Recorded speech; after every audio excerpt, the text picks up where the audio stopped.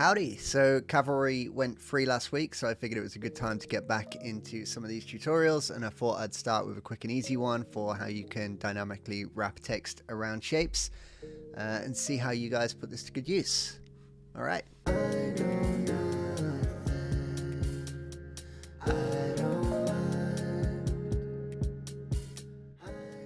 Alright, so I'm going to start off in a brand new scene. I'm going to press Control and period, and then I'm going to search for array and create a ray shape. The next thing I'm going to do is I'm going to create a shape that the ray is going to collide with. So to do that, I've just created a basic star shape, just Alt and left click on the star. Now I'm going to open the ray in the attribute editor, and there is a attribute here called collision shapes. I'm going to click and drag the star onto the collision shape, and you'll see that that's made the ray basically disappear at the moment because it's behind the star. So I'm just going to swap those around so you can see the ray here. All right, so a quick explanation of what collision shapes does.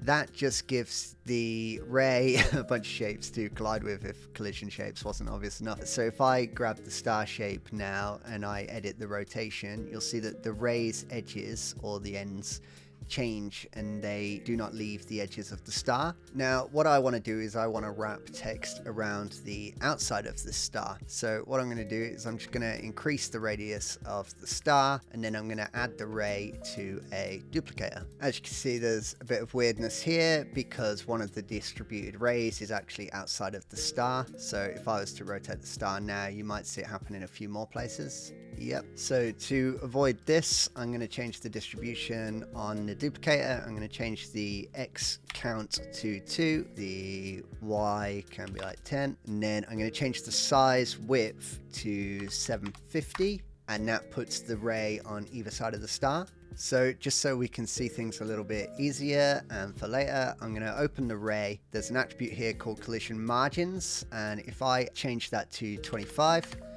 you can see that creates the collision a little bit earlier on the star shape. So if we now rotate the star, you can see where those collisions are happening really nicely. Okay, so I'm going to go back on the duplicator, and I'm just going to increase the height just so that it goes to the full height of the star. And now, if you hadn't guessed it, we're going to create a text shape. Going to set the color of the text shape to black, and on the text shape I'm going to use the duplicator as a text path. So open the text shape and then just click and drag the duplicator onto text path. It's a little bit boring right now, so I'm just going to take the text shape and I'm going to change the font to a typewriter style font. And at this point you can actually enter into the text string whatever font you want. So I'm just going to go for all work and no play makes Jack a dull boy. Okay, so now comes the cleanup for where you get this sort of effect to where you want it. So I'm just going to hide the duplicator.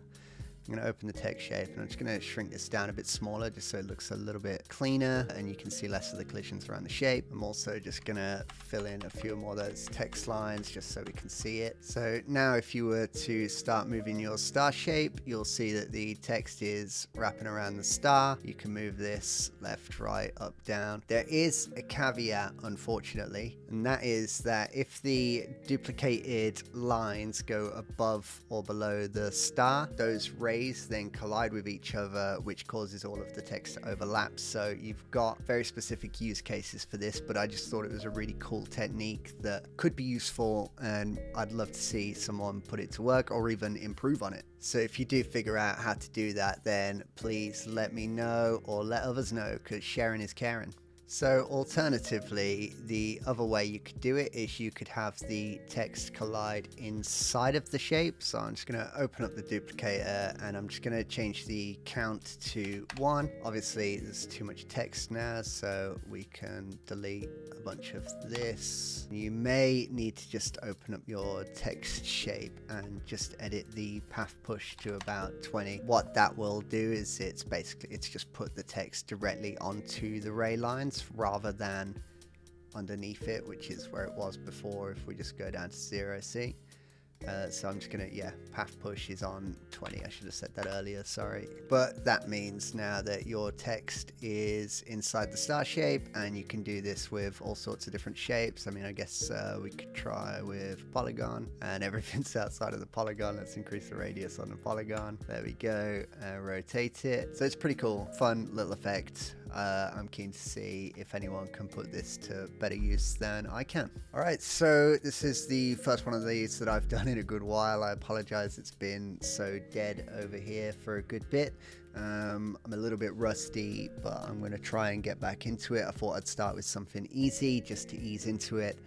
And yeah, we'll see where it goes from here. So happy animating and good night.